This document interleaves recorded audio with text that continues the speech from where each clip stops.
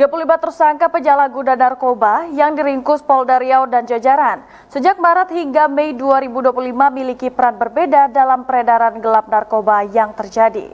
35 tersangka yang diamankan berperan sebagai bandar, pengendali, kurir darat, kurir laut, dan pengawas.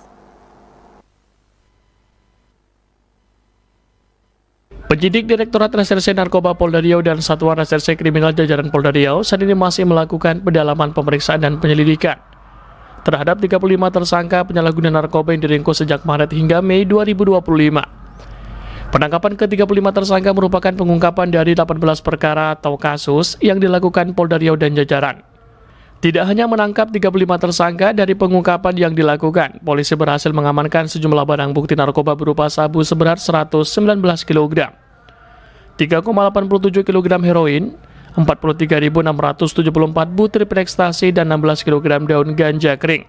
Berdasarkan hasil pemeriksaan sementara polisi diketahui 35 tersangka yang ditangkap memiliki peran berbeda dalam peredaran gelap narkoba yang mereka lakukan.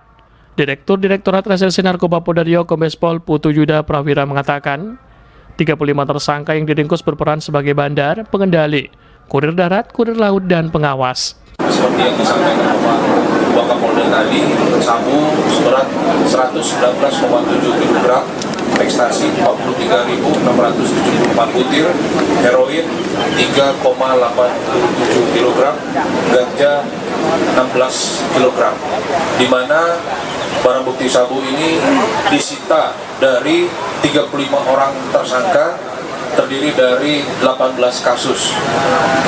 18 kasus ini terdiri dari untuk Direktorat Narkotika Polda Riau 10 kasus, kemudian Polres Dumai 3 kasus, Polres Bengkalis 3 kasus, dan Polres Kampar 2 kasus. Dari 35 orang tersangka yang diamankan ini perannya berbagai macam, yaitu diantaranya ada yang sebagai bandar, ada yang sebagai pengendali, ada sebagai kurir darat, kurir laut, dan ada juga sebagai pengawas.